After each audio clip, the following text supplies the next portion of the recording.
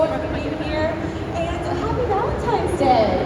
Happy Valentine's Day. It's so cool to be here with you guys and spend it with all of you amazing people who have brought so much joy to all of our lives and homes. And we can't thank you enough. And it's so awesome to think and to the realization that it is the 20-year reunion. Don't come to that realization. Don't come to that realization. Jennie and I were talking about that backstage. We're like, it's hard for something to be so special after such a period of time. We have so many people who are still talking about it, and now they're introducing it to their kids and to their children and relatives and whatnot. So thank you for everything that you've done. So what has it been like knowing that you made such an impact for so many? Some take it. I feel like we're still, we've talked about this a bit, but it feels like we still are coming to terms with the fact that so many of you guys like this show so much. I definitely during COVID when they put it on Netflix and it was like, oh okay, we're all watching it again, this is cool, and we just kind of thought it was like, oh, that was just a little bump in 2020, and then you guys kept talking about it, and then your kids are talking about it, and your cousins are talking about it, and so I think it's still kind of a novel idea that you guys love the show so much. I mean, we're all just very grateful. We love our characters. We love the show. It's so well written, which we knew at the time. We were like, this is such a great story, but like, we're like, oh, you know, people will like it or they won't. Who knows? Yeah, like you could tell as we were reading the scripts for you, you could tell it was a special show. But even that, even being part of a special show doesn't mean it's going to resonate. It's going to find its audience, and that audience is going to keep sharing it and keep coming back to it. So you can never predict that you know. Even let's see next year if who knows, you know? No, you nailed it, and that's what makes it so special too, is that there's always the unknown when you work on a project. And you guys did a great job because we're here, we're so excited to have you. So I know that it's very popular because my son, when he's in college, you know, never calls, never does anything with us at all. He'll call from a party late at night and say, oh, Mama, do the voice. They don't believe me. See the line. So I've been doing this like, you know, at 2 a.m.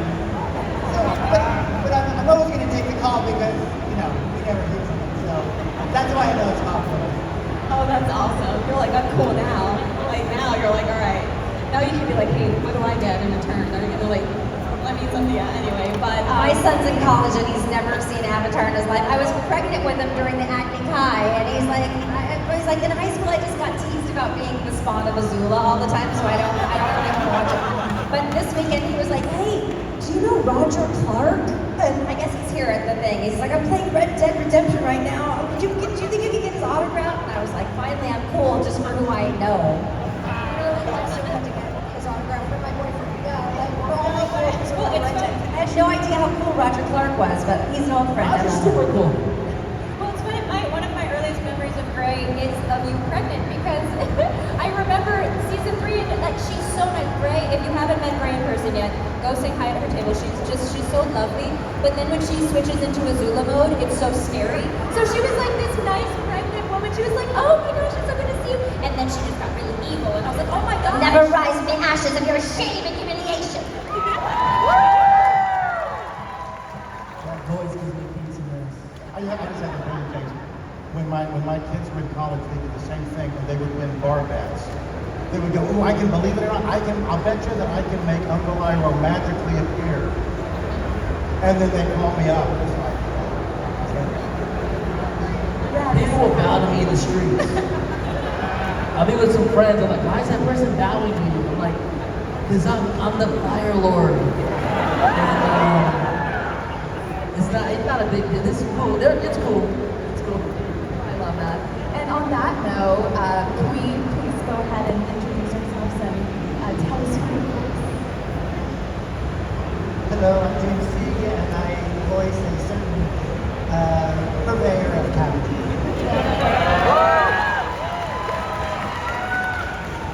Hello, my name is Grey DeLisle, and my own mother thought I was a monster. She was right, of course, but it still hurt. And I'm Azula.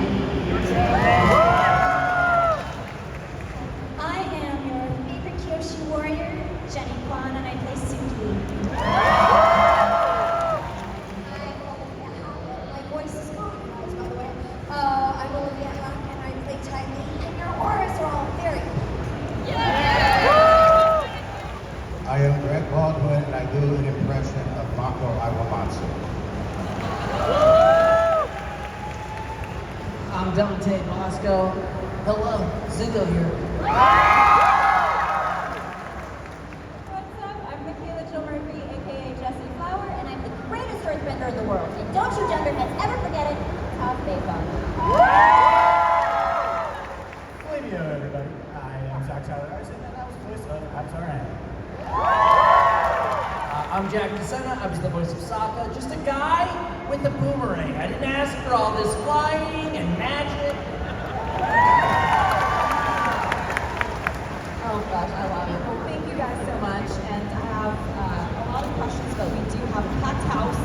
So we're going to go ahead and open up the mic for the Q&A portion. And please keep in mind that, like I said, it's a packed room. So one question per person, please. Hello. Hi, my name is Alex, and I think in the spirit of Valentine's, this question might be appropriate. So, we all know Zutara didn't happen in the animated series. I was so bummed about that. But it might happen in the live action. So, my question is, if it does happen in the live action, would you support it? Yes, absolutely. That's a creative decision that they've thought hard about. We don't know if they've made it yet, but if they do happen, if it does happen, I'm all for it. I'm a big Tang guy. I don't think they're gonna change the outcome of the series. That would be a big schism in that canon. But I like that. Like I'm here for the controversy. Give the people have been asking for this for years. Maybe a kiss. Yeah, that's okay. That's okay. I'm Zutara forever. You're in denial forever. That's what you are. Yeah. But I also think sometimes, I like fan fictions, I like non-canon things are more, it's kind of more fun when it's not canon, But also, we did made with it. You know that we did American Dragon Take Along together, and that was the original Zutara. Right there. Just want to circle that Dante confirmed on the record that he likes fan fiction, so keep it coming. Send Dante all your fan fiction. Go for it. Ask him for notes.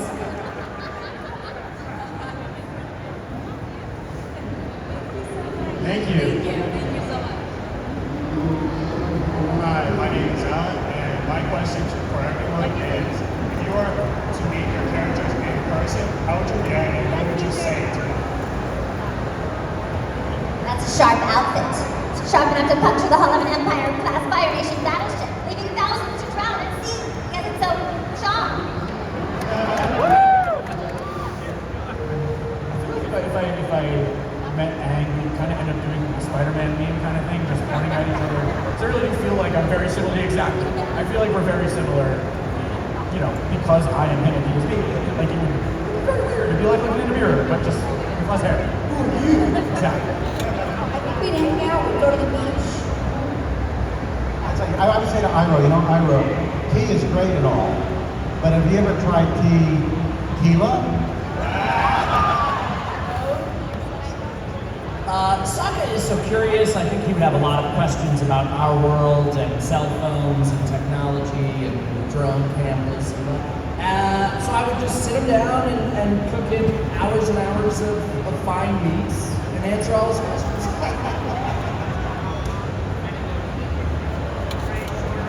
I don't know, Zukko, I'll be like, you good, bro? You good? How's life? You alright? Everything? Are we good? It's calm? Just give the boy a hug. Just let him have it. Just give him a nice hug. I feel like she'd ask if I was also the greatest earthbender in my world or in real life, and we'd try to just have our own version of Earth Rumble 7 or something. She'd be like, I need to make sure that human me and not animation me is also the greatest earthbender. We'd probably just be training all day. I say we should make it happen. Who's winning? I would probably, if we were together, Suki and I, we'd probably say, let's go kick some ass. We're gonna go do that. Show me how to do your makeup. Yes. I would probably just ask her the wholesale price for Thank you.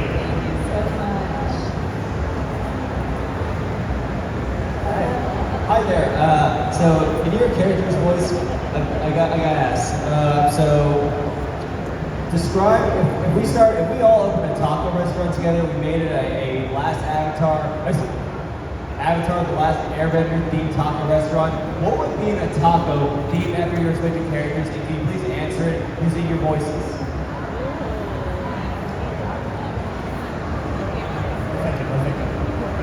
The hearts of my enemies. Be like a saber-tooth moose lion langua taco. Have any of you guys used or seen the Avatar cookbook? Yeah. Show of hands. Show of hands. Okay, there's a really good, it's actually really good. There's an Avatar cookbook. You can just like toss it into Google. And there's a page of like preparation called Beifong beef. And the way that it's prepped is really yummy. So I feel like it'd be like a Beifong beef prep for like the protein. And I feel like she'd end up having like a green shell. We'd have to just like make it a green shell, probably the green sauce, like green salsa, and then like green tomatoes. Very green, a little bit of onion verde. Very verde. There's a baking book out now too, right? I think so, isn't there? There's a cookbook and a baking book. They're just trying to talk. You should really get it. We weren't asked to make books. She just likes these books. I do. But it's fun, yeah. Lots of good food. You probably like it all. For Aang's gonna keep vegetarian, obviously. I think he's also like traditionalist, so we're doing like some nopales, some real hardcore vegetarian topics. I'm realizing I didn't really do that in my full voice. Sorry, I just got caught up in the details. I can't even do my voice, so yeah. A little more high pitched and just throw in some twinkle toes and whatever, and that's closer. Awesome. Thank you. Thank you. it's on. It would be a tea taco for you, right? I think there'd be some like those pink pickled radishes. There used to be a restaurant now. Maybe some honey in there. Thank you so much. Hello. Hello, Zukko here. And my question is, since it's Valentine's, what is your favorite couple in Avatar: The Last Airbender? Probably Momo and Appa. That's a great answer. Shipped Azula. That's pretty cool. I mean, I shipped Zutara, but you know, watching the show again, Mako's pretty good. I mean, shout out to May. When she was at the club, you definitely gotta holler at May. She got great style, and voice, you know. Fan and sword!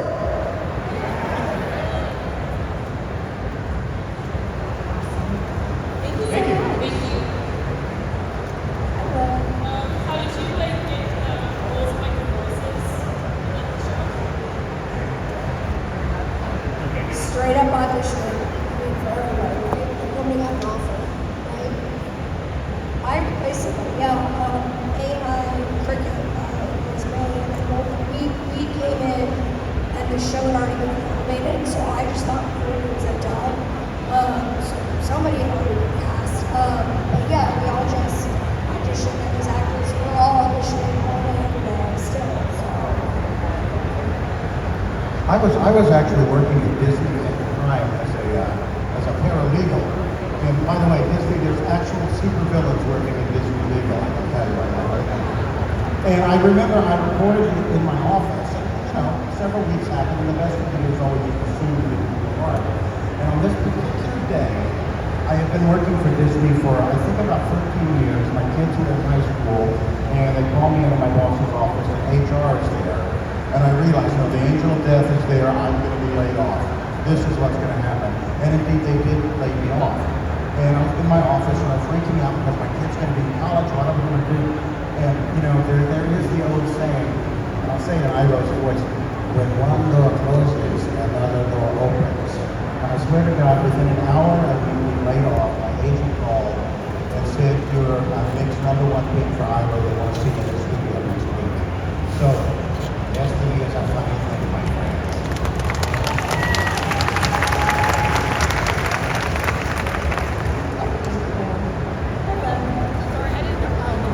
My name is Rebecca, and I want to know if y'all actually be able to listen to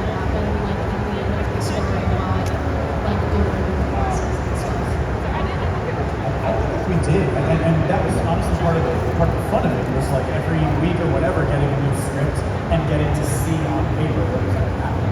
We were kind of, on the same journey as you guys a little bit before. It was dance recording and all that. But no, we had no idea where it was going. And it's just always a fun thing seeing that DHL truck pull up with the script. And, all right, here we go.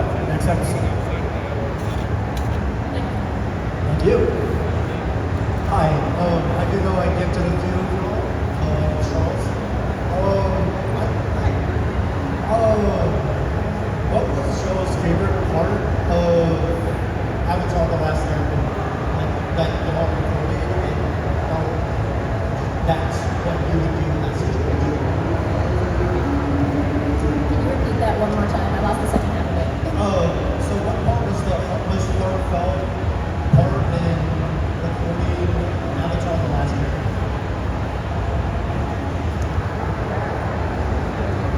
Well, we know that, Toph is busy being a badass most of the time and just making blind jokes and, kind of being tough. But Tales of Ba Sing Se was kind of a moment we got to see a bit behind, that hard exterior. And I really loved that kind of spawned with Katara moment and just, I don't know, a show that everybody does kind of, not care necessarily, because she doesn't care, I'm not looking for anyone's approval. I know who I am. But other people's perception of you still matters. You kind of wonder what other people think of you. There's a curiosity there. And so seeing her kind of open up and just be a little bit more gentle and cry a little bit. Like she had a little connection moment with guitar. So that scene was very different than the rest of the recording because I had to be like, wait a second. I'm going to actually be a little bit more day-to-day Michaela. I think my top self is definitely like very brazen Michaela. It's very tough, very active, very opinionated, loud, just like go, go, go. And then it's like, okay, now we can let the heart come out a little bit. And I also love, people, mentioned this over the past couple years, and I was like, oh, that's right. At the end, when Katara's like, and I think you're really pretty, and Toph smiles, like she can tell that Katara's telling the truth and not just trying to gas her up politically, and so that's why she's like happy about it. And I was like, oh, that's so valid. Which is also why I trust you at the end, because I'm like, wait, this guy is like being really honest, and you all are being annoying. We should trust this guy. But anyway, so the Tales of Ba Sing Se episode for me is definitely the heartfelt. Marco, the original actor Marco, who played on the Iroh, passed away during the recording of the series, and he actually passed away during the time when he was locked up in jail. And so after he passed, we came and did the episode. We go there, Zukko's trying to talk to Zukko in the episode, and the way it worked out, they didn't write any lines for him. I'm just talking to an empty chair when he passed away. It was very emotional for all of us, that era of the show. And then Greg brilliantly came in to match Martha's voice in an avatar in the room, Nickelodeon. There's a big room we all recorded, it's a separate room, right, on the side. And so they put Greg in a separate room. And when he started talking, it was like Martha pretty brave. Everybody would just kind of burst out in tears, just mourning Martha. Greg Greenlee came in. It was amazing. I thank you for your kind words. To this day, Marco was irreplaceable. I never met the man. The internet is wrong about some things. I actually never met him. But the thing is, and I think this is resonating with fans, when I was cast, first of all, I'm really glad social media didn't exist in 2006, basically. That was a good thing because it would break me across the coals. But I've always said Marco was irreplaceable. There's no one in all the world like Marco for us. Nobody has a voice like that. Nobody acts like that. So all I wanted to do, what they hired me to do, was honor the character and honor the man that created the role. And I hope that I've done that. I hope that when I get out into the spirit world, Marco's going to say one of two things to me. I hope he says, Greg, at last we meet, I thank you for honoring my life and my legacy. I hope he doesn't say, they should have fired the executive at Nickelodeon. You sound nothing like me. You suck. Get out of my sight. So I'm either going to get Iroh or Aku, possibly the melding of the two that was Marco.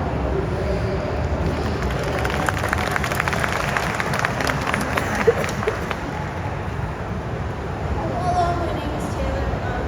This is a show that I wrote. It's about like how to stretch your legs. But my question is, what is a quote from the show that has really stuck as time goes on?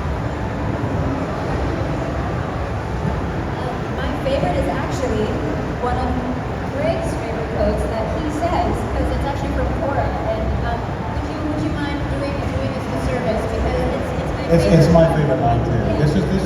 This is my Iroh comfort line. If you look for the light, you will often find it. If you look for the dark, that is all you will ever see.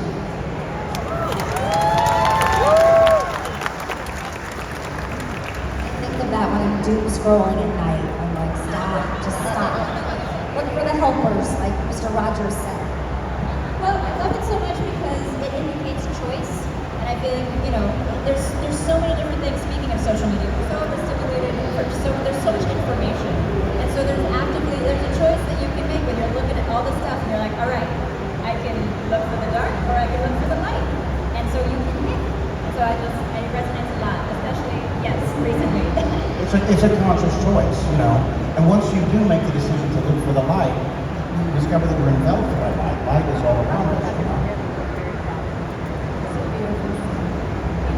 Thank you so much. Hi, I'm Diana. First off, I just want to say thank y'all for making my childhood so great. Avatar was one of the biggest cartoons that I've been obsessed with, especially you, Zach, since you were just a kid. Like, oh my god. Oh yeah, you too. I'm sorry. And my question is, what is the biggest advice that you can give to someone who's trying to get into voice acting?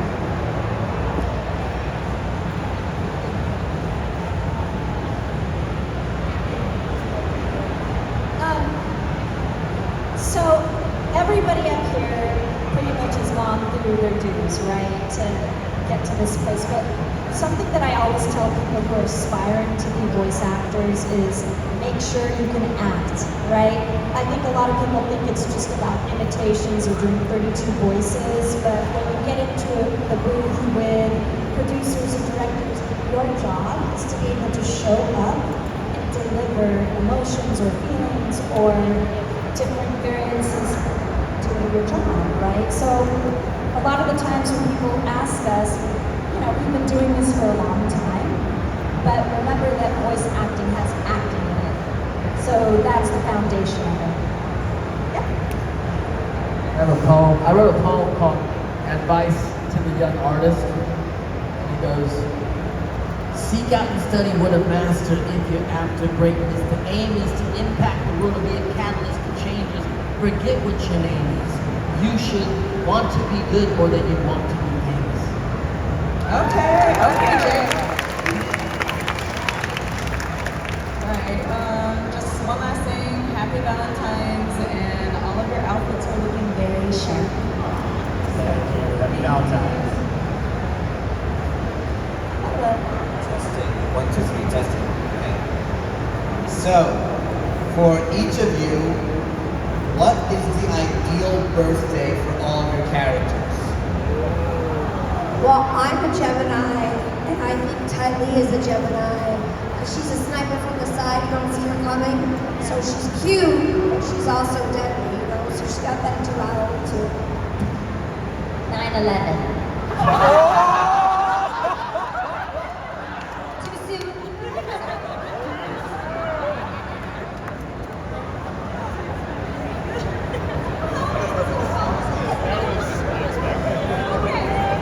It's in that cup over there. I know, it's got Starbucks liar. The cactus juice. I know that Toph is probably a Taurus. That's gonna, I think, so somewhere between April 20th and May 20th. I don't know, maybe like May, like 12th. I don't know. I'm going with May 12th. That's what I feel. December the 25th. Has anyone ever seen Iroh and Santa Claus at the same time? Both fat, both old, I'm just saying.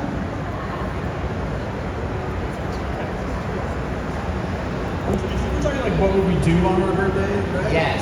Or birth date. Birthday. You know, Aang would want to be surrounded by friends and family. I gotta like use that as a palate cleanser after grilling. So, yeah. Let's start. They go dark very quickly. Fire Nation, summer baby. I don't know, sometime in the summer. Zukko was born in December sometime. I feel like Suki would definitely want a big party with all her friends. I mean, we're very, very similar with that. Just bringing everybody together, bringing community together. I thought you meant like literal dates to our characters. May 12th. We could have made I love the direction that this kind of like It's a crazy one. So I feel like Toph would actually like a surprise party, but she'll say she doesn't want to do anything, and then she would love it if like everyone came together and like threw a little dinner for her. And she'd be like, oh, that's cute, and then she'd be like really happy on the inside, but she wouldn't show. But on May 12th. Thank you so much. Great question. We're very literal people up here. Hi, I'm Amber. Real quick, I want to say this grade specifically had been an impact on my childhood. I watched Scooby-Doo a lot growing up, and Daphne's always been my Jeepers, it's a creepy mystery. Oh my goodness, you solved so many mysteries together. And then I traumatized you. So my question is, what has been for this show the hardest line for you to record, either physically or emotionally? Like it's like a tongue twister, or like you had to go somewhere dark to record it mentally, anything like that. Bonzu pip pip paddle loves and that one is third, but I think I got it though. I think I got it. Shouting on the mountaintop at the wind was a pretty emotional day. I know Grace. That I'm a 400-foot tall purple platypus bear with pink horns and silver wings. But that last Azula scene, when she went off the ship, you were phenomenal. Yeah. Heavy mental health scene of Azula at the end. I was there, I saw it, it was pretty crazy. I was in tears for that last acting high. Yeah, I had to have a little mental health break, and I was like sobbing. I felt bad for her. She just needed, I always say this. I feel like we drag out our little routines. They've heard all my little nuggets, but I always felt like if she had some medicine and a hug, she could have done a lot better. I had a hard time recording all the stuff in the desert because they wanted me to be on actual hallucinogenics. The cactus just not so much.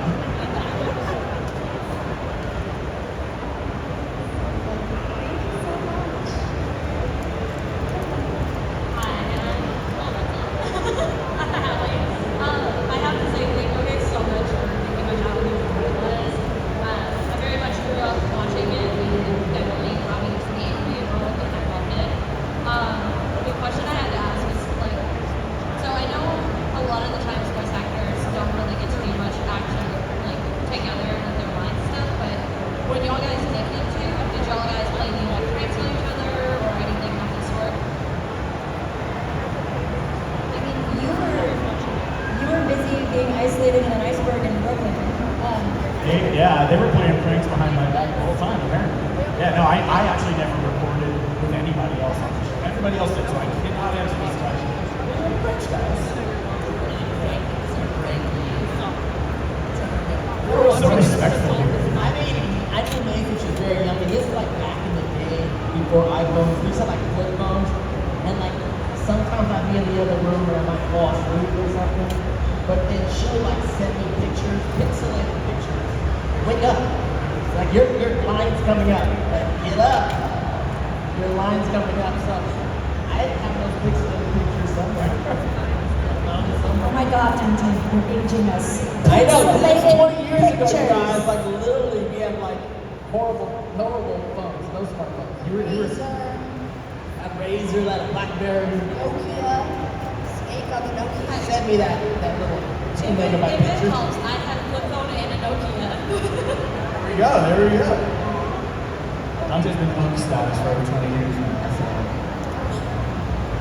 I never got to record with everyone. I never even met any of these people because, we'd all be in the Nickelodeon area and they'd say, James, come on in. Okay. You say your line? Yes. So, okay, do it a few more times. Okay, thank you. We'll see you later. And then I would just kind of sadly go my way. And I have to say, kind of the opposite of what you were asking.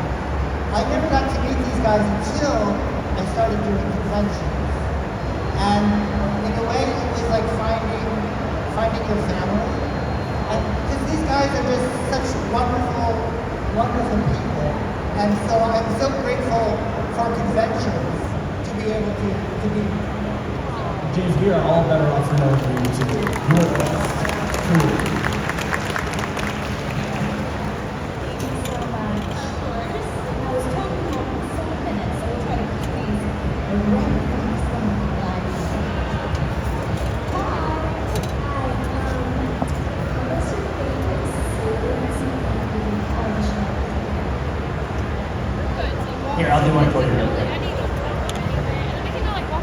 My first girlfriend turned into the moon. That's rough, buddy.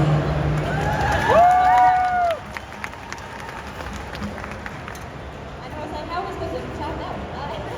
I really like the episode The Library. The Library is actually my favorite episode. I just feel like it's kind of a crossing the threshold for the whole gang. That's when like the story really locks in because things get serious. And I love, you know, one of Toph's earliest line jokes. So she's like, there it is. That's what it'll sound like when one of you spots it.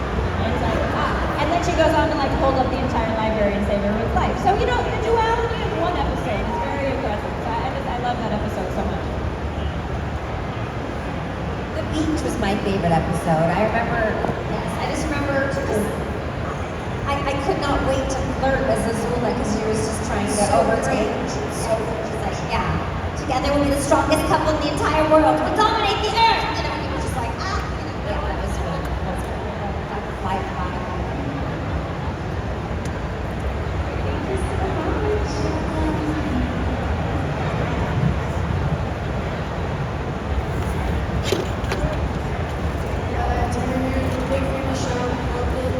So what makes Avatar Last Airbender popular is the faces, the animation, the way they did those faces was popular. Did you ever laugh at those faces they made?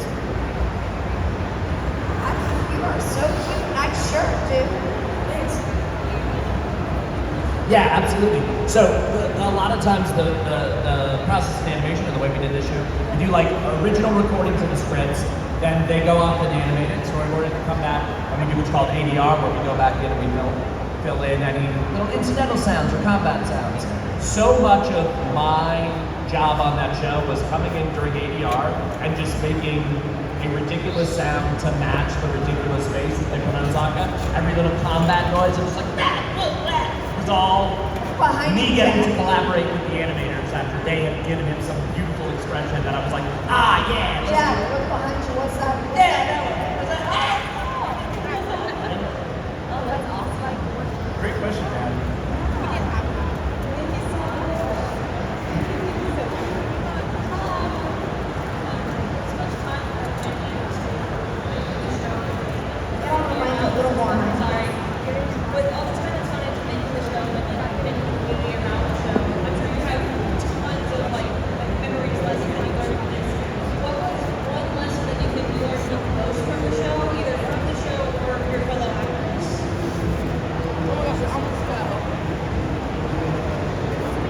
As an Aang, like, no spoilers, but the way that Aang was Aang, there's a lot of pressure on him from a lot of outside sources, and realizes that it's important to center yourself, do your dreams, and what your heart is right, is very strong morals, and belief system behind it. I've definitely taken that lesson with me in my life.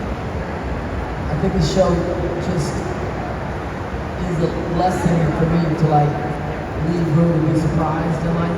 There's a lot of life for actors. We've done a lot of projects through our life, and the longer around this industry, you think you know everything, you know things are going to be. None of us knew what this show was going to be and what it was going to be. We're going to be talking about it and celebrating 20 years later.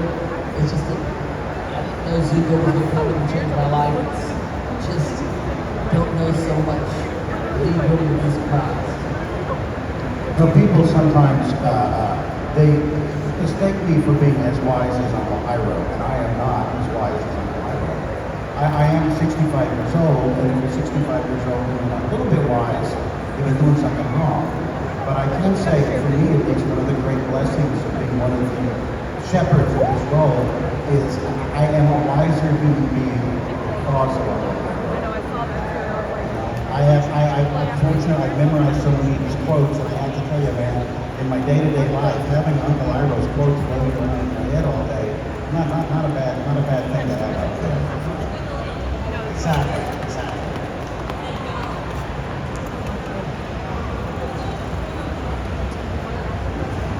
This is a question for Mike. Can I make it specifically for Dante? It's okay if I film right? Okay. So their question was if you ever got emotional during any of the scenes that you recorded. Yes. So I got emotional. Definitely yelling at the wind. Andrea Romano definitely pushed me to places to really connect with that. And then the stuff with Uncle Iroh, especially the hug program, the one that seems very interesting.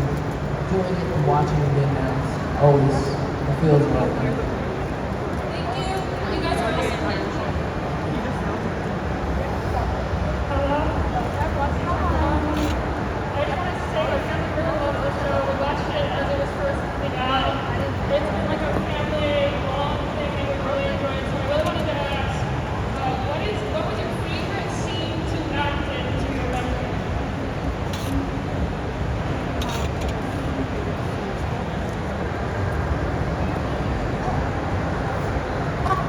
For me, you know, obviously Suki is such a well-written character. Coming on the first show when she obviously put Sokka in her place, like I never really understood what that impact would be, you know, 20 years later. And you know, it's like you're the actor, you go in and you hope you deliver what the creators and the director and the producers want from you.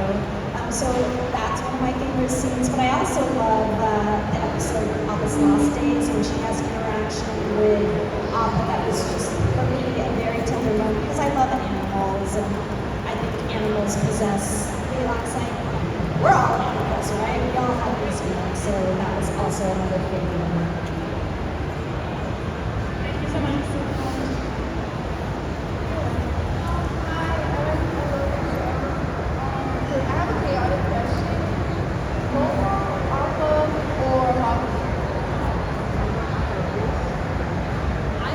Girl through and through. I mean, Appa's my favorite character in the whole show. I mean, he literally carries the show on his back. You get it, you get it.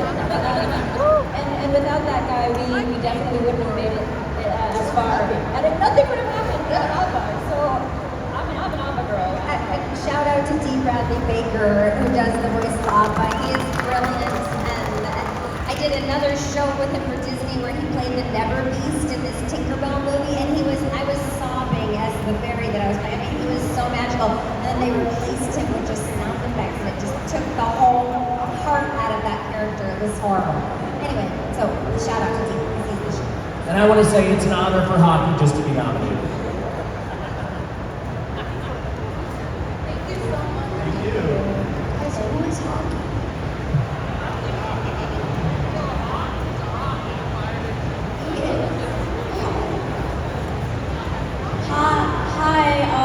First off, I wanted to say I love this show very much, very childhood show that I grew up with. And my question is for all the actors, would you buy or steal from the Cabbage Man? I banish him and take the whole pot. Buy. We owe that guy, but if you've seen Korra, I think his time, he gets his, he gets what he's owed. So I'm stealing, is what I'm saying. Season 2, I feel like I'd buy, and season 3, I'd steal. I feel like things change for us over the course of our journey. Because in season 3, we're in our like Fire Nation undercover garb, so we're like a little more vagabondy, and you know that's when the whole runaway situation happened. So I'm sorry. I think option 3, accidentally destroy, is most likely. But then I would come back and buy. I would pay for the ruined pot. So like, In the show, I mean, on the podcast, we were watching the show, in Katara, they steal from the pirates, the water stroke. And I was like, that's a bad lesson to give the kids. And the podcast, I said to all the kids out there, do not steal from the gangsters in your neighborhood. Like the pirates in your neighborhood, maybe gangsters, do not steal from them. It's not a good thing to do. Let's not steal from the pirates. But no word on the destruction of property. That happens Property, I don't know. I like that Dante, this is not a moral quadrant. This is just like it's bad strategy to steal from pirates. Thank you. Howdy, my name's Josh. Big fan. All of y'all are amazing voice actors. My question is, the world of Avatar has so many different combinations of animals. Badger mole, turtle, duck. If you could create another one and put it in a show that's not already there, what would it be?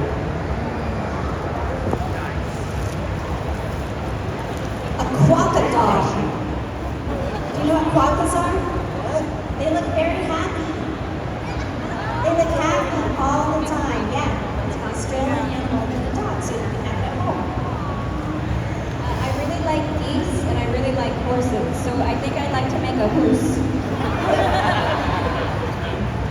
How about a swanity?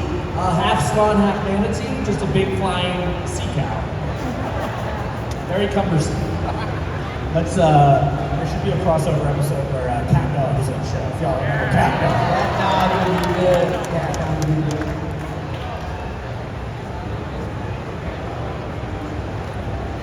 Thank y'all. Thank you. Last question. That's rough, buddy. Sweet. So I have the time Sweet. to talk as much as I want. Yes, it's a filibuster. Go for it. All right, sweet. Let's do it. And now I'm gonna keep it short and sweet, and I'm gonna ask you guys. Want to open a magic bag? Let's go. You open it. Who do you got? Okay, I'll go. Let's go. What do we What have? are the big chase rare, like what are people talking about? The Neons. Yeah. What is the, is there like a broken, is anything from this set big band? Is there anything that's like so good? Badger Rule is $80 just because it's there. It's like a baby Badger Rule. Okay. Yeah. All right. Deserter's Disciple, Deadly Precision, First Time Flyer, Water Tribe Captain, Yeah. Power Launch, Rumble Arena, Otter Penguin, Invasion Submersible, the Dilate Agents, that one's 4. Gathering White Lotus, Abandoned Air Tickles the Rare, and then Redirect Light Gang.